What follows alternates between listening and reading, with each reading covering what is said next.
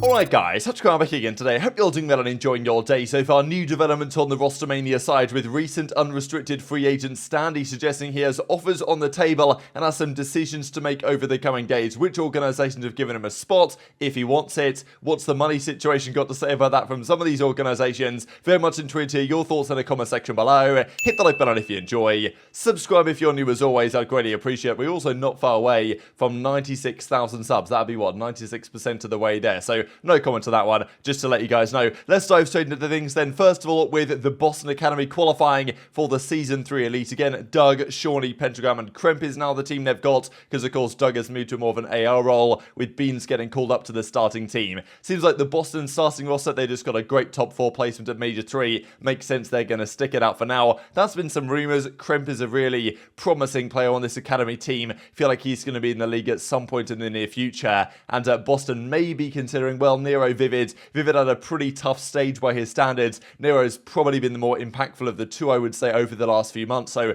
maybe that happens going forwards. But for now, these guys have made it through. And also good news for Doug. He re-signed with Boston Breach for another season. Qualified for the Elite with the team, living in the moment. So he says, best day of the year so far. I don't know if qualifying for the Elite was relevant to Doug re-signing. And look, we know that Doug might not be the greatest player in challenges. But nonetheless, he does have a decent level of success and seems to find himself teaming consistently with players that go on to do great things. I'm sure part of that is Doug's influence himself, so even though he might not be the best player, they still get good results and probably still find a lot of value, Boston, in having Doug around for multiple reasons you can understand. So cool stuff all across the board. The other Doug thing I wanted to mention, it was in the replies to this tweet, but it was from aBeZy, spotted in some Mexican street market, aBeZy's old United jersey, which I guess was actually his United jersey rather than someone just like faking it or something. I'm not exactly sure. aBeZy didn't really explain in the tweet itself, but I'm guessing this guy like just purchased it because why not, I guess. And aBeZy's like how did that happen? How did it turn up there? Of course, when aBeZy first came into the league, well, he first came in World War II on Enigma 6, I believe, but then his first breakout season really was in Black Ops 4 alongside Simp and the guys on the United. What I thought was extra funny about this though was in the replies here. So Doug replies, hey Yannick Garcia, I have a new video idea, and she replies with the like the eyes emoji here as well. So I mean, Doug is just a funny character, right? It's got to be said. And I think he's even said on stream not long ago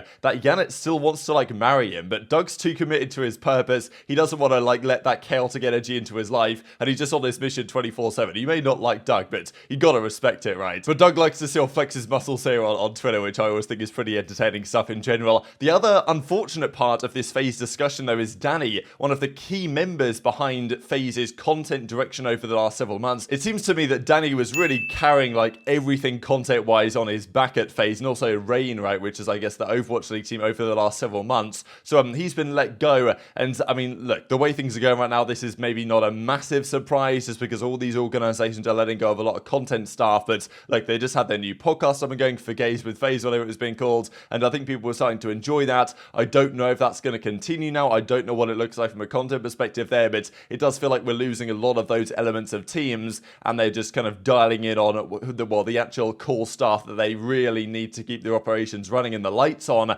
rather than anything in addition to that, which is unfortunate. Hopefully Danny will, you know, find himself a new spot, but you know, we're seeing this across all organizations right now, not just the likes of Los Angeles Guerrillas, but FaZe are going to get affected as well, and that's, you know, Atlanta Esports Ventures. It's not really FaZe Clan, even though they have some marketing relationship between the two of them, of course. Also, juicy bit of drama wanted to mention here between Octane and Clayster. These guys go way back in terms of having a little bit of beef back and forth, and during the moment where Vegas made that crazy comeback versus Los Angeles Thieves at the Major, this was after the Search and Destroy, I'm guessing, but Clayster was getting hyped. We know he talked on, you know, after the fact about how he was, you know, stair glitching against them. I stair glitched the hell out of them type thing, and what he was saying. And Octane did it apparently by accident earlier in the game. Clay did it, you know, seemingly based on his words at the time, on purpose. And look, at the end of the day, they shouldn't have got 60 to 200 to come back on anyway. Like, a stair glitch didn't cause all that to happen. But so Octane didn't seem so happy that Clayster was kind of bragging about abusing this game mechanic. We both harvest stair glitch for these freebies.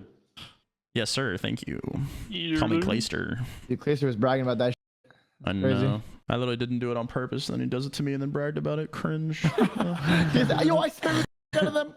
I know, it's wild. So I don't know what you guys think about this, but I thought it was kind of funny because I just remembered this classic video that I made several years ago now. I think this was back in the Modern Warfare 2019 days, where Clay made the point about Octane and other players for like not being super impactful on the AR. I know that he mentioned that Octane was like sitting in a window all the time and something to get a 1.4 KD. And of course, Clay won the World Championship of the year and Octane was stuck on Surge, not doing particularly well. So yeah, I thought it was pretty spicy just to look back at something like this, but still, it seems like after the stair glitching fact, Octane admitted right after that happened, it wasn't the fact that Clay's stair glitch that won them that comeback. It was a Los Angeles Thieves collapse, far more all-encompassing than that. But nonetheless, you know, he seems pretty frustrated the way that Clay decided to play that situation and then talk about it afterwards. But Clay obviously is also not happy about the state of the game, and it's kind of just the way it goes, right? It's not Clay's fault necessarily. The game could be abused in this way, and, you know, it calls it cringe, right, Octane? But at the same time, what's really cringe is that the game is broken in the first place. But also what might be argued to be cringe is the fact that the pros just kind of go along with it and they haven't, like, you know, taken a stand against trying to GA stuff like this because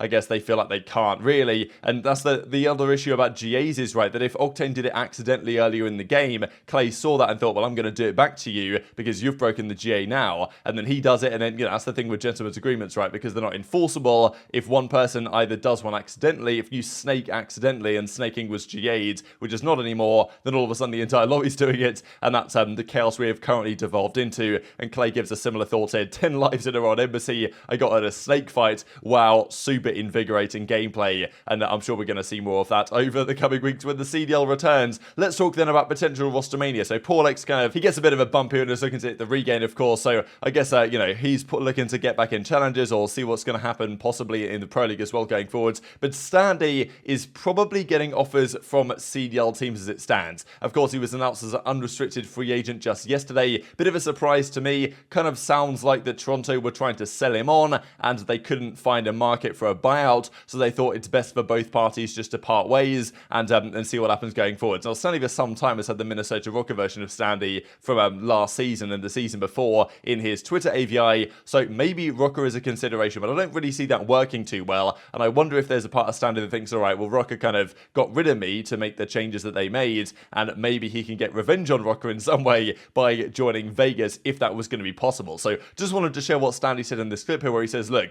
he's had effectively call-ups coming in, and he reckons that, yeah, it's pretty likely that he's going to be able to join a team. He says he's got decisions to make, though, because, and this might imply that some of the organizations he's speaking to are decisions as to whether he joins one or another, or whether he joins one or, like, kind of holds off, because there's still a chance that teams make changes during Major 4, after Major 4, and if he joins a team that's bad now, he might be stuck there and it might spell the end of his career, as has happened before on organizations like the Legion. If anything called me up, I wouldn't even be able to say it. Like, I wouldn't expose it. But let's just say that it's very, very possible. It's very likely they might have.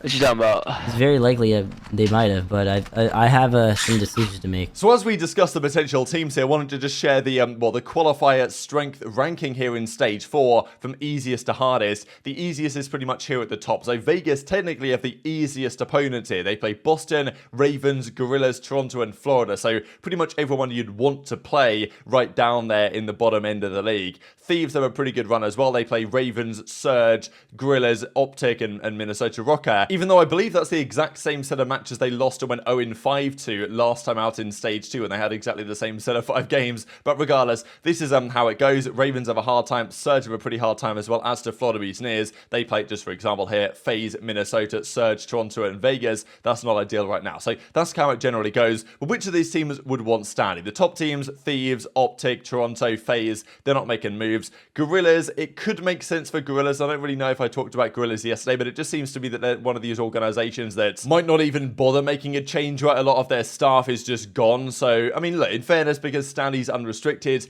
they could drop JoeDeceives or Exceed or someone and bring Standy into the roster. That's not out of the realms of possibility. And their SMG duo has not really been super good lately, right? It's down there with Vegas in terms of the worst in the league, in my opinion. Rokkr, I don't think it makes much sense to bring him in for Bance. And also the thing with Rokkr is they've got Fame, they've got Real, they've got these players, such as Toronto had over over the last few years, building up through their academy system. Rokkr have had the same thing going on with their academy team. As I say, Fame, Real, 2 players that are very talented, and they've been building up to probably get into their starting roster at some point in the near future. I doubt they would kind of squander that to get Standy back, even though they might, but yeah, they got rid of him for a reason last season, right, and he went to Toronto. The other interesting option, I guess, is the Seattle Surge, right? We talked about Mack for potentially, you know, getting rid of Mack and bringing in Standy. I don't expect that to happen. I know that Mack and Sib get on very well outside of the game, and obviously Surge had a bit of a bounce back stage last time out. Yes, they came top 6, but we know that even after a tragic stage 2, they had their coach come out Phoenix and say, look, we're not making any changes. This is our team. It's my team, and I say what happens, and we're not making any moves. And it was working well for them. And honestly, they could have gone further at the major than top 6. They could have easily got top 3, even beyond, had they have beaten FaZe in that ridiculous Game 5 round 11. And then I think Prid was even mentioning on stream, they match up quite well against Toronto, like on a match-by-match basis generally. So he reckons they could have even made the finals there, or maybe even gone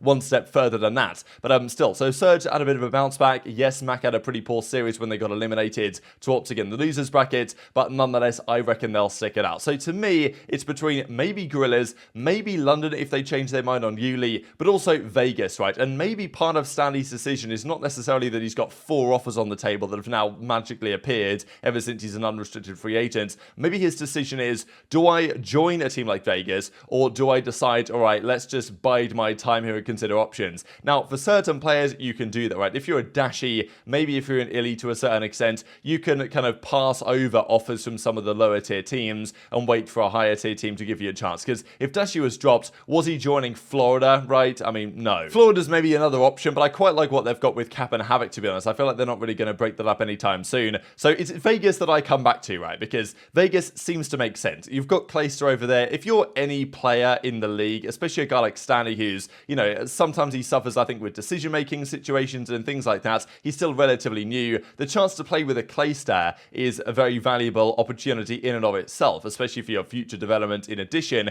we know what Clay's done with that roster. We know, like, even though 2Real doesn't have the greatest number since joining, he seems to be a more impactful player than he ever was on the Florida Mutineers before. And that's another question. If you did have to get rid of one of the SMGs on Vegas, if you were to make this move, what would you do? And they got a good result, a top 6 there at the major, and they're going into a winnable schedule. Okay, Boston's a hard game, Toronto's a hard game, but they can certainly win 3, if not potentially 4 of those games, which could set them up for a lot of points, could set them up for a good winners bracket standing. And, you know, I think joining Vegas right now is not like joining Paris in the past. If you joined the terrible Paris Legion team of the Cold War season, it was destined for failure, and, like, your stock would be in the mud. However, joining Vegas now, like, I think there's a lot of upside here. You get to play with Clay, get to play with Temp, and obviously get to have a good potential run to even try and make it to the World Championship, build up your stock for next season. If you're an undeniable type player, like, you will show out even on one of these teams that might not be a top tier caliber roster, but you'll still get a good job done. But the other side of the coin is, if Vegas are only offering the minimum salary and nothing more than that, is it worth Standy taking it? Is it worth him kind of waiting out a little bit longer and seeing if another opportunity arises? But for a player like Standy, will that actually happen is the question here. So Standy's weighing up his options,